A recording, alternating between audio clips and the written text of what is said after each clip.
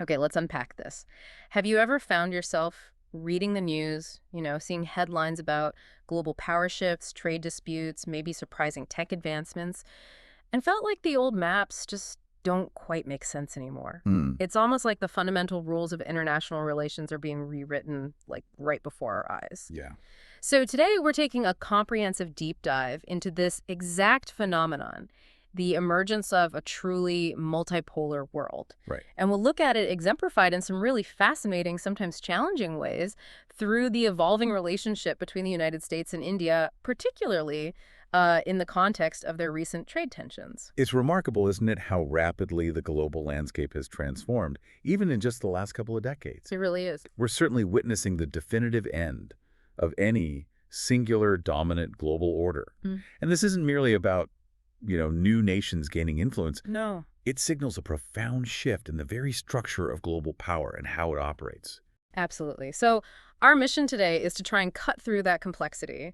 We want to extract the most important nuggets of knowledge from our sources, helping you, our listener, understand the strategic implications of these trade wars, the broader geopolitical realignments they signal, and even the surprising kind of quiet role of emerging technologies like AI and crypto in shaping our shared future. Yeah, that underlying tech piece is fascinating. We'll be connecting everything from high-stakes diplomatic chess to the subtle rewiring of global finance. It should be quite a journey. Okay, so to truly grasp where we are now, it's Yeah. always helpful to first understand the journey we've taken. Definitely. Context is key. So cast your mind back to the Cold War era. Yeah. Can you recall a time when the world seemed so starkly divided, almost as if every nation was forced to align with one of two major blocs? East or west? Exactly, East or West, capitalist or communist. It was a remarkably rigid global structure that defined pretty much everything, from military alliances to economic systems. Indeed, Yeah. that era was fundamentally defined by what we call bipolarity. You had two dominant superpowers, the United States and the Soviet Union, each wielding immense influence and leading a distinct bloc of allied nations. All right, clear poll. Very clear poles. And most countries found themselves gravitating towards one or the other. India, however, embarked on a truly pioneering path. It championed the non-aligned movement, NA. Which was quite bold at the time. Incredibly bold, a visionary attempt to chart an independent course, explicitly refusing to formally align with either superpower bloc. Yet, it's fascinating to note, and our sources point this out, that despite this declared non-alignment, for very pragmatic security considerations, particularly to counterbalance the growing regional influence of China-India, for much of that period, actually tilted toward the Soviet Union in practical terms. Ah, okay. So non-aligned in principle, but leaning in practice. Exactly. This early pursuit of an independent foreign policy, even with its practical leanings, was a foundational precursor to the multipolar realities we see today.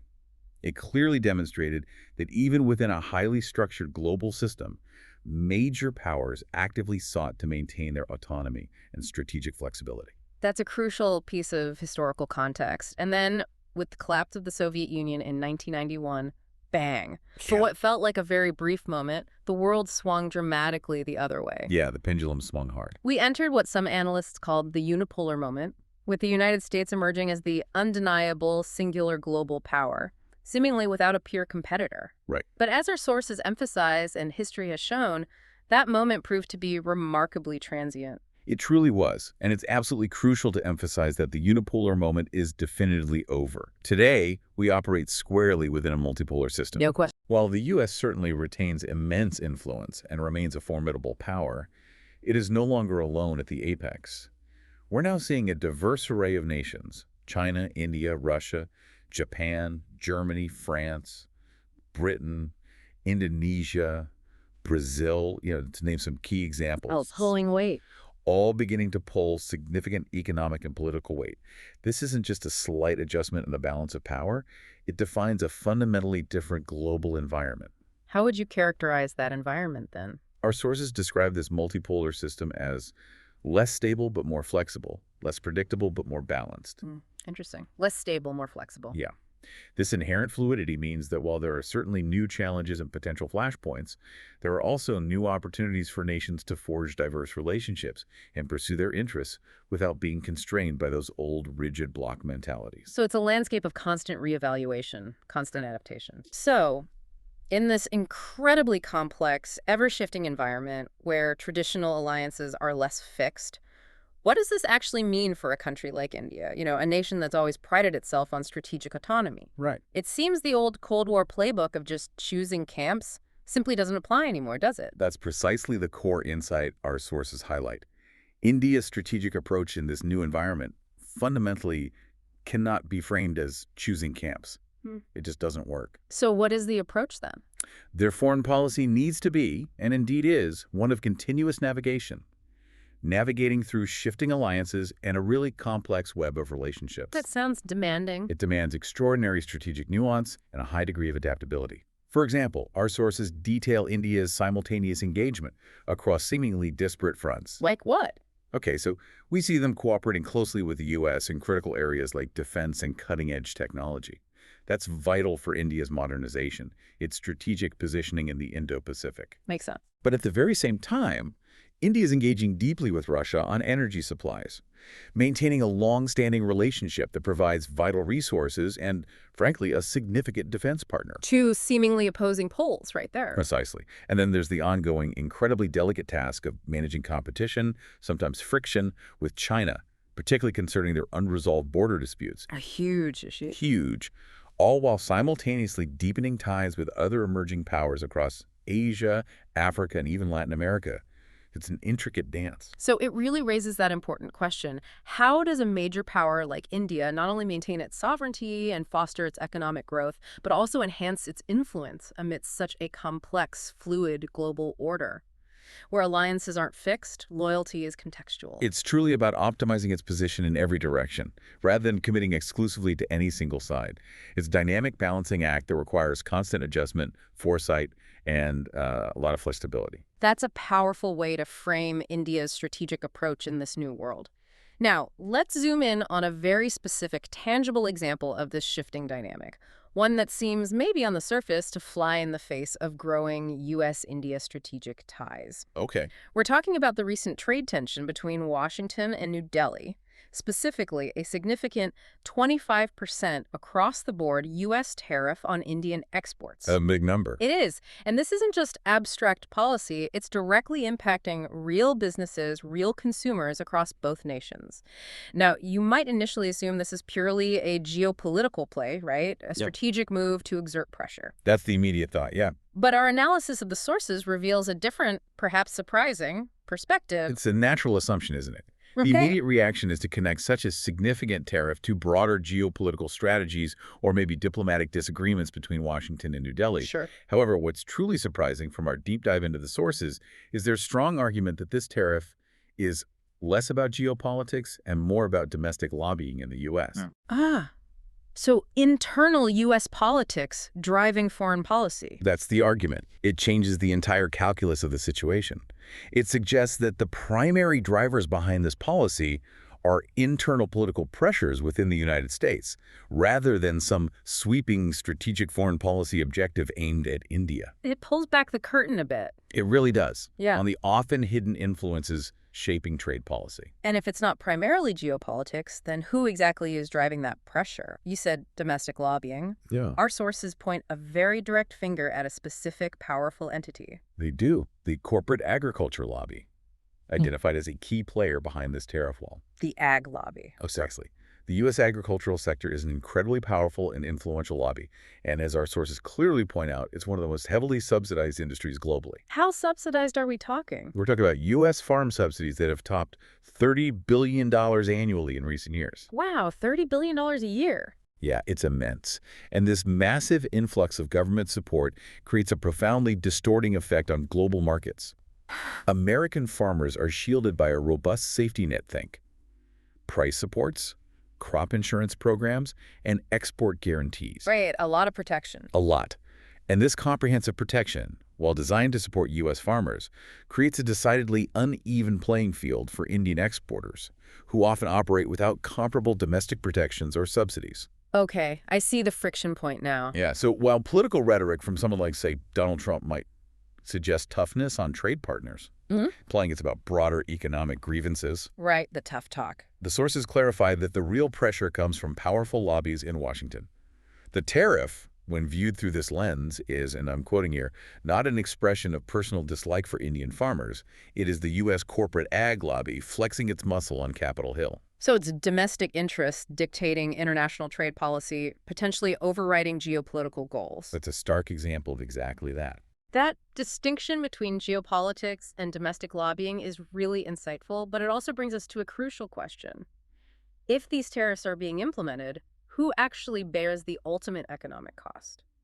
Is it truly the foreign exporters in India, or is there a more complex economic reality at play that impacts the U.S. itself? Yeah, who pays? Because it sounds like this isn't simply about making imported goods more expensive for American consumers, although that's part of it. The economic consensus drawn from our sources is quite unambiguous on this point. Tariffs are fundamentally taxes paid by importers, not foreign exporters. Okay, say that again. Paid by importers. Paid by the U.S. importers. So when that 25% tariff is imposed on, say, Indian textile exports, it's U.S. importers, not the Indian producers, who are on the hook for that tariff payment to the U.S. government. Right. These U.S. importers then have two primary options. They can absorb the tariffs, reducing profit margins, essentially eating into their own profitability. Which they probably don't want to do. Not if they can avoid it. Or, and this is far more common, they can pass them on to consumers through higher prices. Given that U.S. retail margins are notoriously razor-thin across many sectors, the latter scenario is more likely, directly resulting in higher consumer prices in the U.S.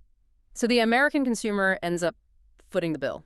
That's the core argument. It's a profoundly significant point, because it means the average American household is ultimately paying for these tariffs, not the Indian exporter. It's effectively a hidden tax on domestic consumers. And as our sources are quick to point out, that effect on consumer prices is politically explosive. Absolutely. This shifts the issue from being merely an economic policy to one with very direct and potent political ramifications for whoever imposed the tariff. Precisely. While these tariffs might be framed, maybe sold, as protectionist measures designed to support American farmers or specific industries, they carry broader and often negative consequences for the U.S. economy as a whole. They demonstrably increase inflation in consumer goods, directly straining household budgets, especially when many consumers are already feeling squeezed. Right. They also strain U.S. businesses dependent on global supply chains, forcing them to either find new, maybe more expensive sources for their inputs or absorb higher costs, which hits their competitiveness. And then there's retaliation, presumably. Almost invariably. These tariffs trigger retaliation from trade partners, leading to reciprocal tariffs on American exports in other sectors, which in turn hurts U.S. businesses and farmers who rely on international markets. It becomes a tit for tat. A cycle. Exactly. Yeah. Our sources also provide a historical perspective on the shelf life of such trade wars, noting they are typically short 1 to 2 years. Oh, interesting. Why so short? It suggests that the negative impacts the higher prices, the retaliation, are often felt keenly enough that significant political pressure mounts relatively quickly. In this specific case, the sources speculate that the 2026 midterm elections could very well serve as a potential deadline for these tariffs, where rising consumer anger over higher costs could become a decisive electoral issue.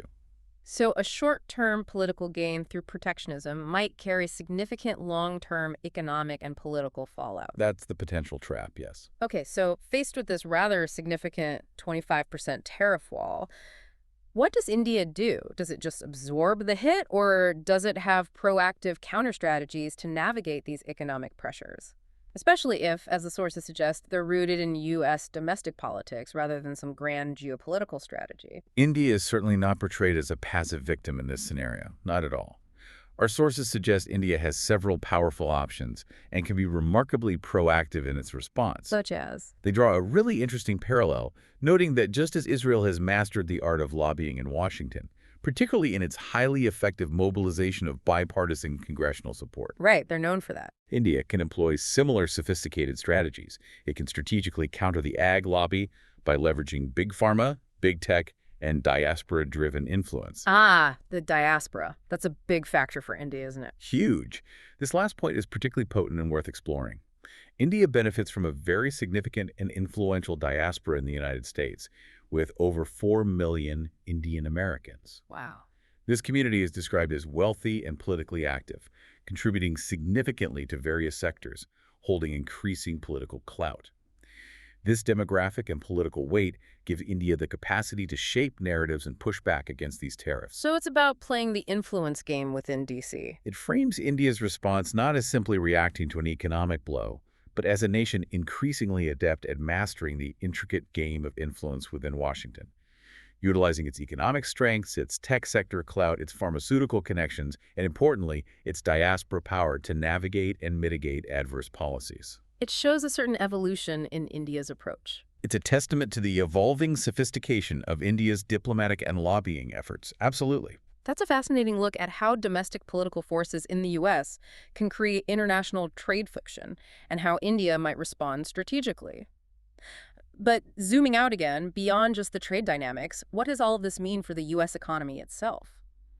Our sources highlight a particularly worrying domestic economic threat possibly on the horizon, the specter of stagflation.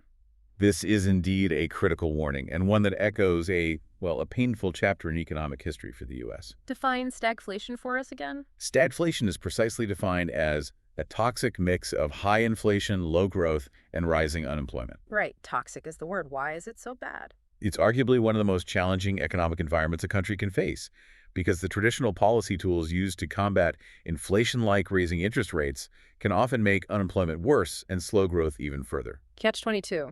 Exactly. And conversely, measures to boost growth and employment might just pour fuel on the inflation fire.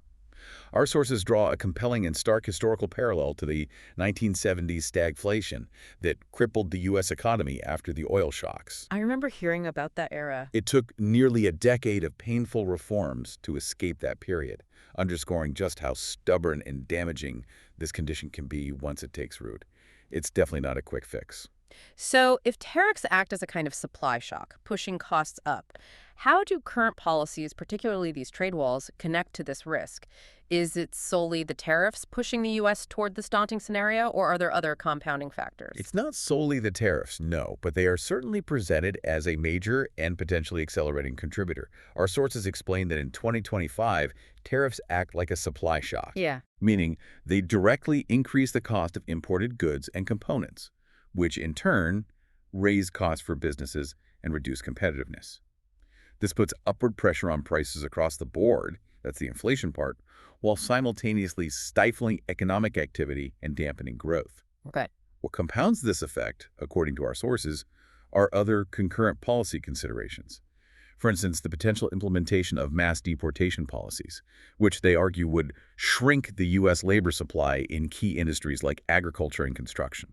So tariffs increase costs, and reduced labor supply also increases costs and potentially limits output. Precisely. When you combine higher costs for inputs due to tariffs with a significant reduction in the available labor pool, the stagflation scenario becomes increasingly likely. It's a powerful and dangerous combination of supply-side constraints. Both the cost of goods and the availability of labor become bottlenecks. And is it easy to get out of once it starts? The sources are quite emphatic about the difficulty of reversal. They state that once stagflation sets in, history shows it is extremely difficult to reverse. It suggests a structural problem that gets deeply entrenched and is really hard to shake off once established. That truly sounds like a dire prediction for the U.S. economy. It makes one wonder if these tariffs, while perhaps politically expedient in the short term, playing to certain domestic audiences, are actually self-destructive for the U.S. in the long run. Is it truly a zero-sum game for Washington, where any perceived gain is offset by a greater loss? From the economic analysis presented in our sources, it is indeed portrayed as fundamentally self-destructive in the long run. They explain quite clearly that what revenue Washington collects through tariffs, it loses in slower GDP growth. So the government gets tariff money, but the overall economy shrinks more. That's the argument. Any immediate benefit in terms of tariff revenue flowing into government coffers is effectively nullified or even outweighed by a broader slowdown in overall economic activity, the gross domestic product. And beyond the GDP numbers. Beyond that, the long-term impacts are equally concerning. Tariffs demonstrably discourage innovation, reduce productivity, and weaken competitiveness for U.S. industries. They essentially act as a barrier to the very forces that drive long-term economic prosperity and dynamism. While the U.S. is doing this, what are other countries doing? Well, they're not standing idly by, they're actively adapting. Emerging powers from India to Brazil adapt diversify, and strengthen alternative trade relationships. They're not waiting for the U.S. to change course. They are proactively building new economic resilience and finding new partners. Which leads to? The sources conclude this section with a truly stark and powerful long-term projection. The tariff wall the U.S. is building around itself could become a wall of isolation. It paints a vivid image of self-imposed economic and diplomatic retreat, where the U.S. increasingly finds itself cut off from the very global dynamism it once championed. That's a stark long-term outlook for the U.S. But let's shift our focus back to India. India is certainly facing an immediate challenge with this 25% tariff wall from the U.S.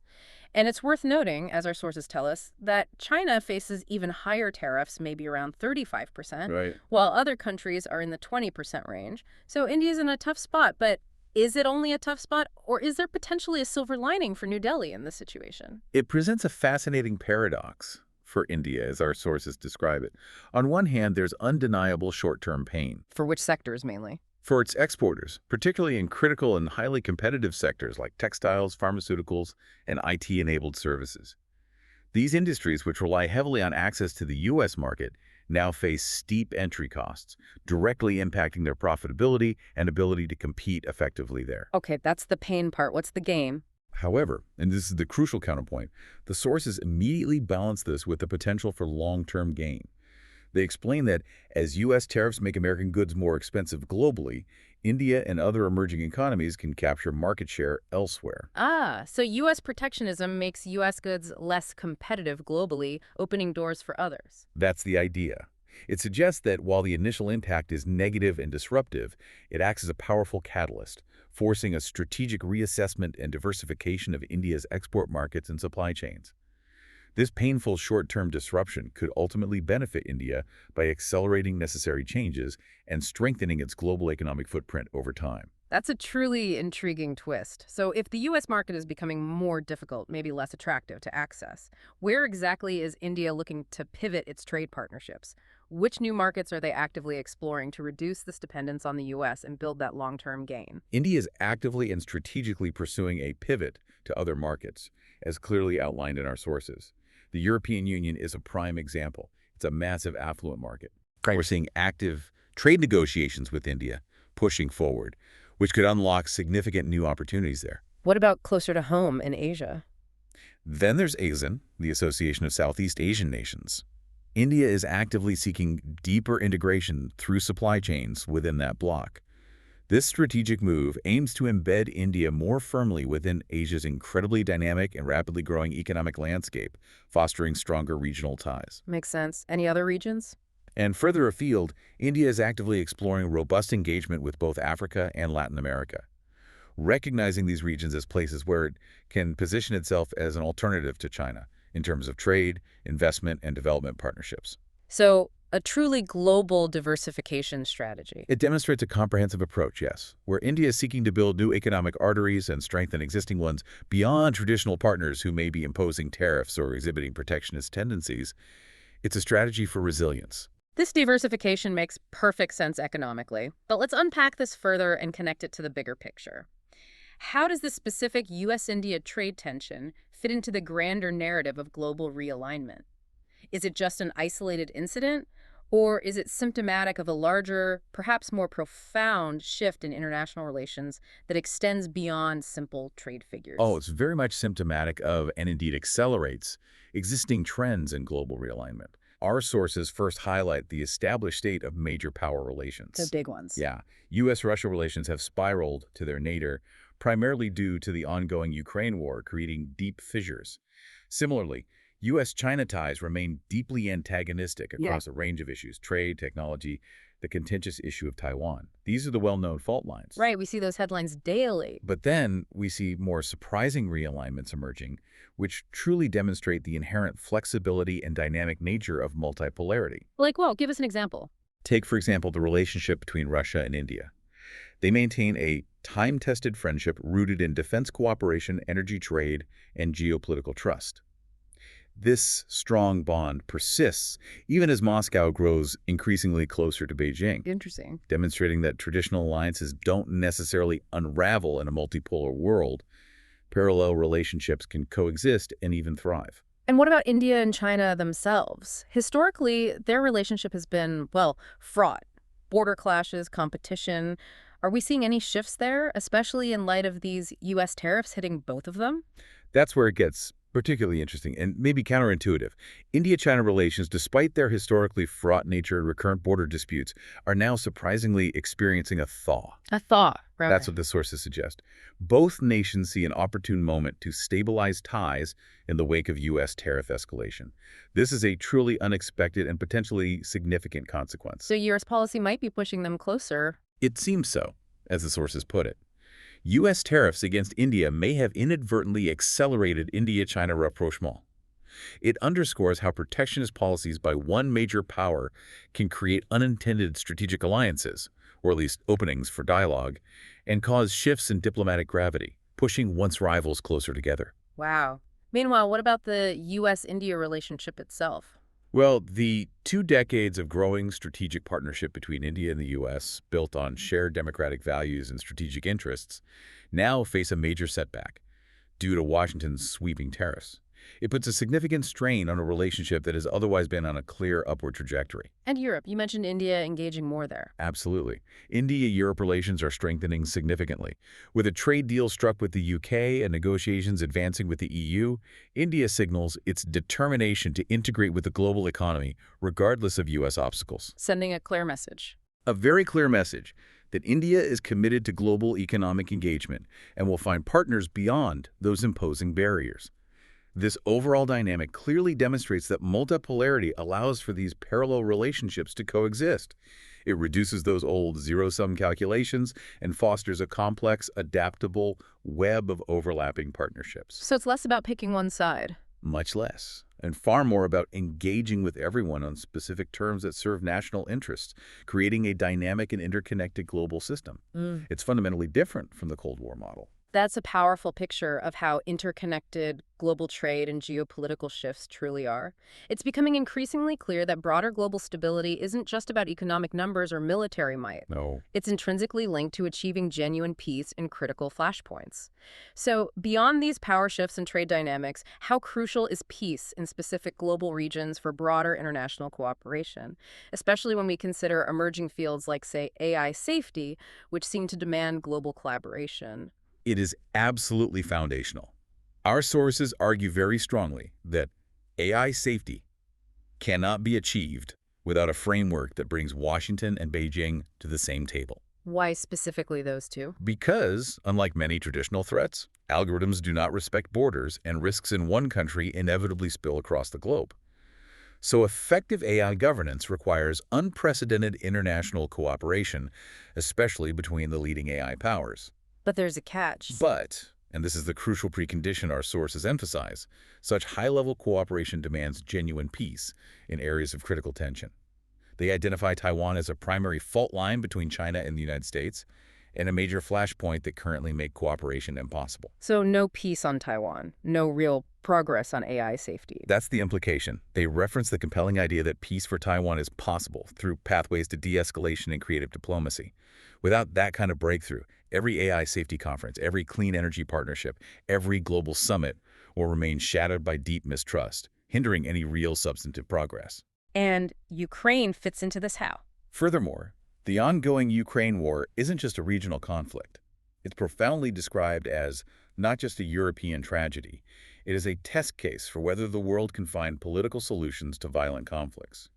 Its outcome and resolution are deeply interlinked in the psychology of trust between the great powers. A test case. How so? The way this conflict is managed and ultimately resolved will directly influence the willingness of major global players to cooperate on other pressing challenges: AI safety, climate change, global pandemics. Trust is the currency here, and it's in short supply. Given that the Ukraine war is seen as such a critical test case, what concrete steps could Ukraine itself take to end the conflict, according to our sources? It sounds like there might be pathways to peace that don't solely rely on external permission or the actions of other global powers. That's precisely what our sources highlight. They propose 2 political shifts that Ukraine could make on its own terms, steps that are entirely within Kyiv's sovereign control and would require no permission from external actors. Okay, what's the first one? The first is removing the constitutional commitment to join NATO. The sources are quite direct in their assessment, stating that this constitutional clause carries symbolic weight but zero strategic value. in terms of actually securing NATO membership anytime soon. Why zero strategic value? They explain that writing the intention doesn't make you a member, offering a powerful, maybe slightly provocative analogy. If that were the case, Malawi or Lesotho could simply amend their constitutions and declare themselves future NATO allies. Okay.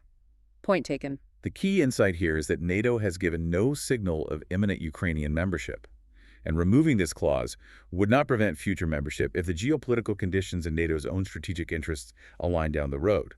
They point to Finland's example. Their constitution never mentioned NATO, and yet they are now a member. So the text isn't the barrier or the key? Exactly. The core argument is that the text of a constitution doesn't bind NATO's hand. It only boxes Ukraine into a position of unnecessary rigidity, effectively forcing a confrontational posture that continuously fuels the war narrative and limits diplomatic off-ramps. And what would be the second bold, unilateral move Ukraine could make to foster peace, according to this analysis? The second bold unilateral political move Ukraine could make is embracing a genuine federal model. Federalism, how would that help? By committing to genuine federalism, this would mean granting real autonomy, linguistic rights, and cultural protections to its regions, regardless of the war's outcome. This kind of robust decentralization and protection of regional identities, our sources argue, could undercut one of Russia's central justifications for aggression. By addressing some of their stated concerns. Potentially, yes.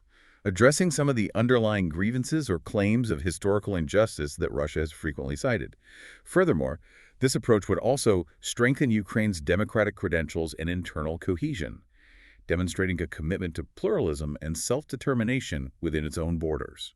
So these two steps, dropping the NATO clause, embracing federalism, could change the game.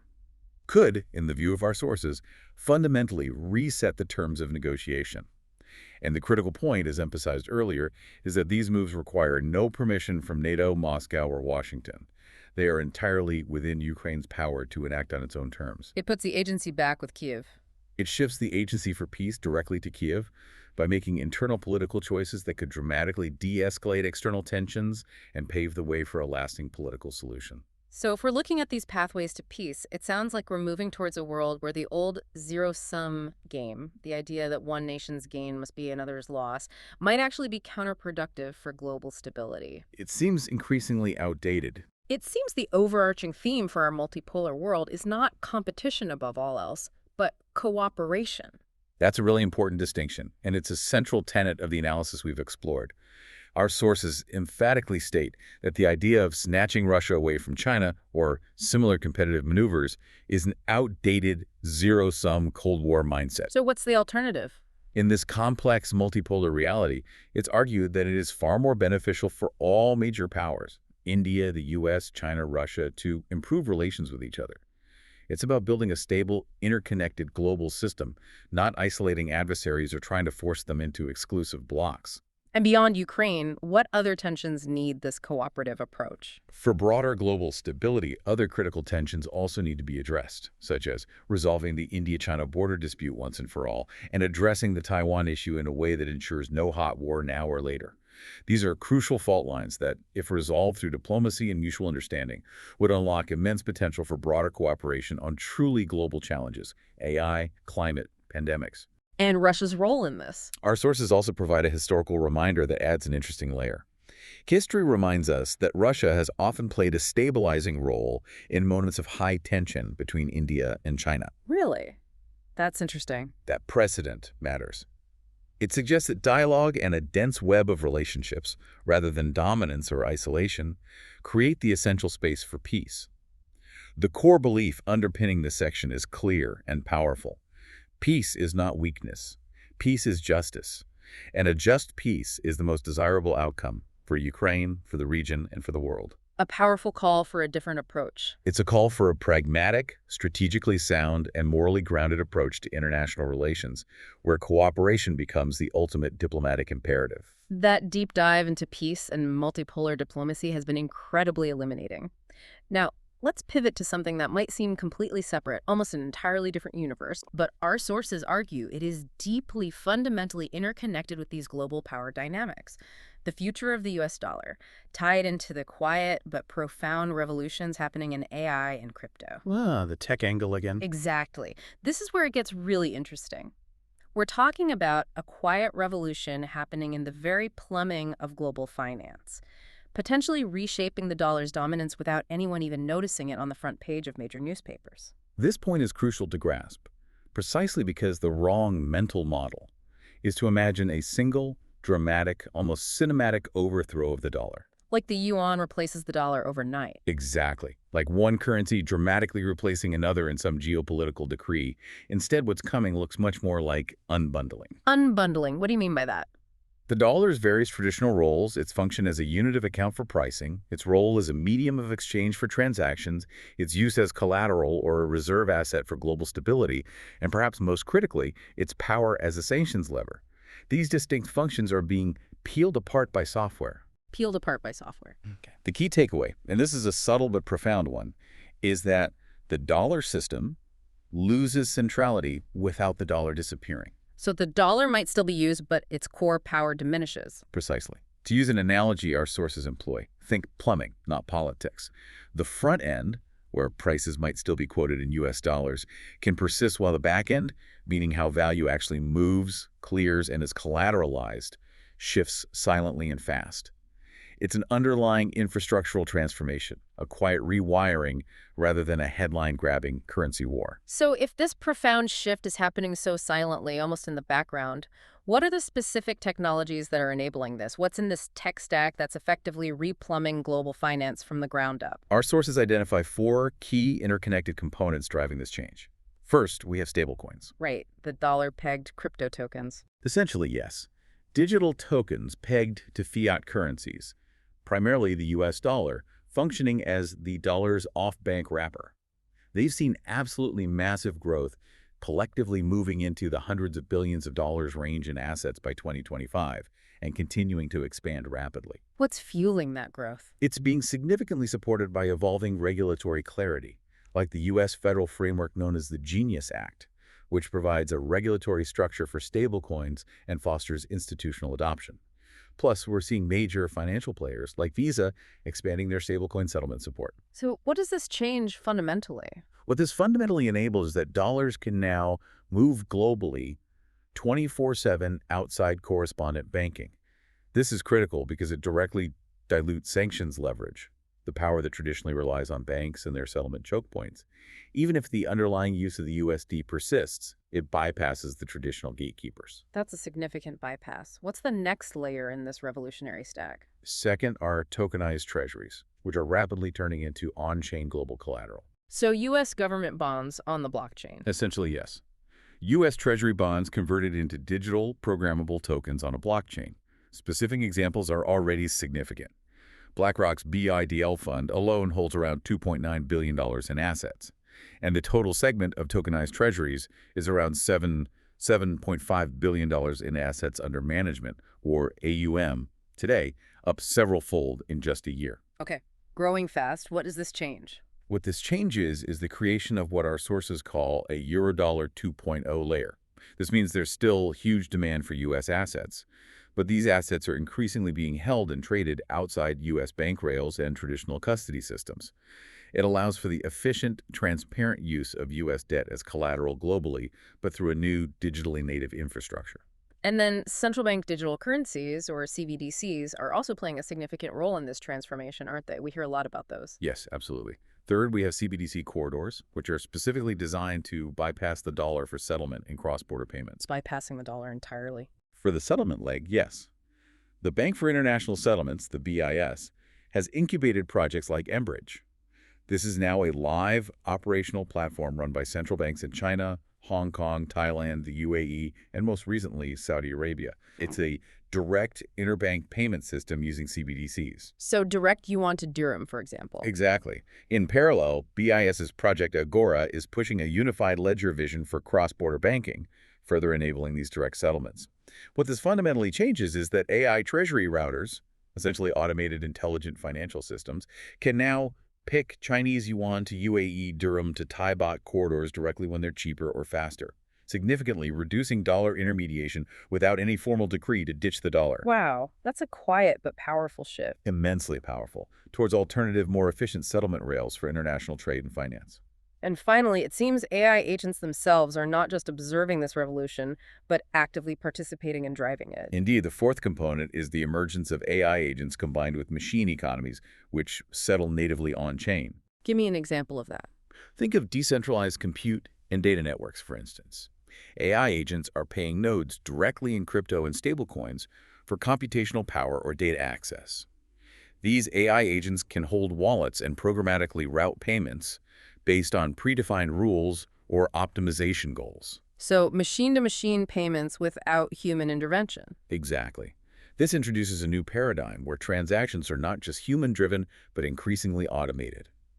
Even if the current headline volumes for these types of transactions appear modest, the critical insight is that the marginal transaction, the one an AI optimizes for efficiency and cost, increasingly chooses programmable rails over traditional, slower, more expensive systems. So the direction of travel is clear, even if the volume isn't huge yet. It implies an accelerating, automated shift away from traditional financial infrastructure where pure efficiency and cost optimization are paramount.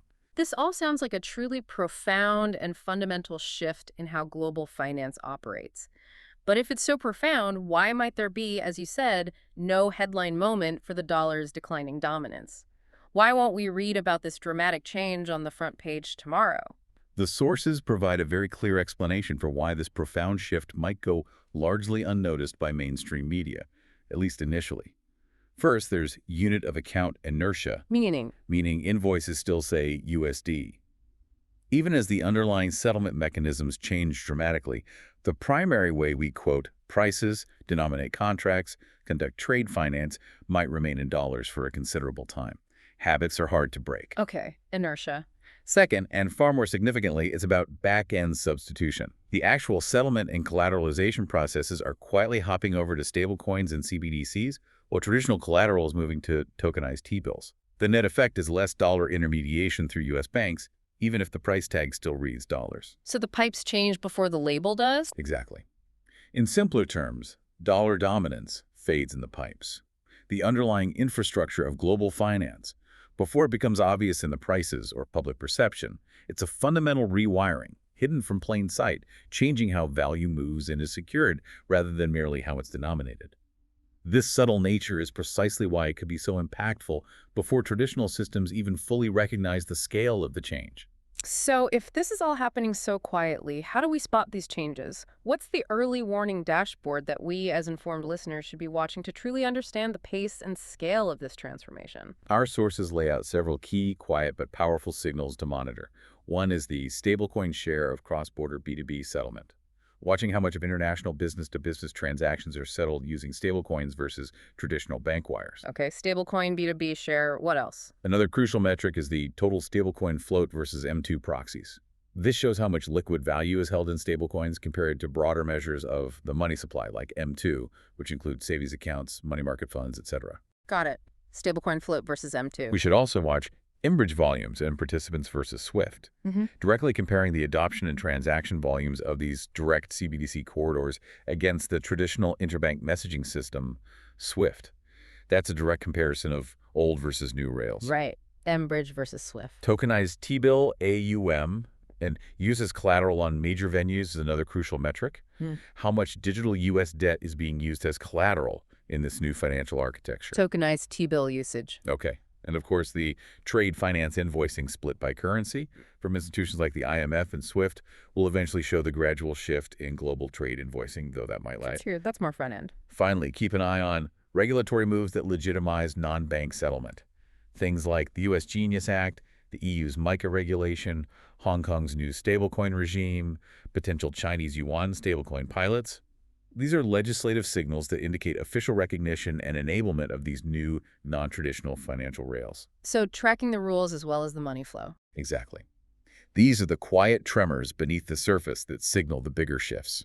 This is truly revolutionary, suggesting a fundamental shift in economic power, or at least control. What are the broader implications of this silent unbundling for major global powers like the U.S. and India, and crucially for the innovators, the builders, who are actually creating these new systems? The implications are profound for all players. Yeah. For the United States, the real risk isn't just the yuan replacing the dollar tomorrow in some dramatic fashion. Right, not that simple. The far more insidious risk is that control migrates to software and non-bank rails. To retain its advantages and influence within this evolving financial landscape, the U.S. needs to move beyond simply policing these technologies. It needs to actively embrace them Oh. by fostering the development of competitive, compliant dollar tokens and interoperability with tokenized banking, much in line with the BIS's unified ledger ideas. It's about leading the evolution and designing the new architecture, rather than resisting it and finding itself bypassed. Embrace, don't just police. And for India and the global south, is this a threat or an opportunity? Our sources frame it as a unique and compelling opportunity to leapfrog correspondent banking Leapfrog. How? by plugging into programmable money through systems like their successful Unified Payments Interface, UPI, potentially connected to tokenized deposits and compliant stablecoins.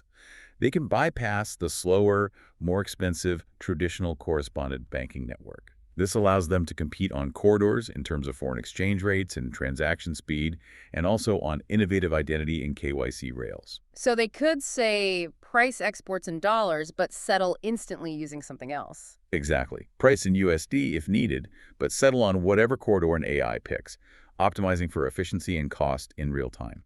It gives them much more flexibility and potentially lower costs. And for the innovators themselves, the builders who are constructing this new financial infrastructure from the ground up, what's their marching order in this evolving landscape? What should they focus on? For them, the message is clear. Treat money as an API, an application programming interface. Money is code. Essentially, design systems where you give AI agents wallets and policy-aware routing, allowing them to automatically optimize payments based on a complex array of factors: cost, FX rates, speed, even sanctions compliance requirements built in. What would be the defaults in such a system? The default in this forward-looking vision will be tokenized T-bills as collateral, a highly liquid, stable digital asset, and local CBDCs or compliant stablecoins for payouts depending on the destination. So the goal is seamlessness. The ultimate goal here is to make currency invisible to the user, allowing for frictionless transactions by optimizing all these complex financial movements seamlessly in the background. The user simply transacts. The intricate new plumbing underneath handles the complexity. That leads to a far more efficient and interconnected global financial system. Wow. Okay.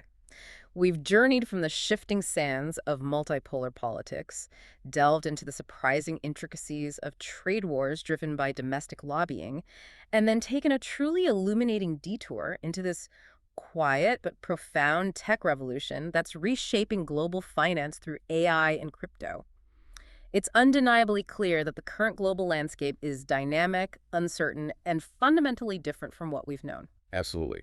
If we connect all these threads back to the bigger picture, the long-term health and stability of this multipolar world really depend not on one power dictating terms, but on constant adaptation, strategic diversification, and a fundamental commitment to cooperation. Cooperation, not just competition. Exactly. The sources clearly tell us that major powers must consciously resist the temptation of protectionism, of building those walls, and instead lean into deeper cooperation. Because in a truly multipolar world, everyone ultimately does better when everyone finds ways to get along, or at least manage their differences constructively. It seems everything's interconnected. The interconnectedness of peace, trade, and even these technological advancements means that isolated, unilateral actions can have far-reaching and often unintended consequences that reverberate across the entire global system.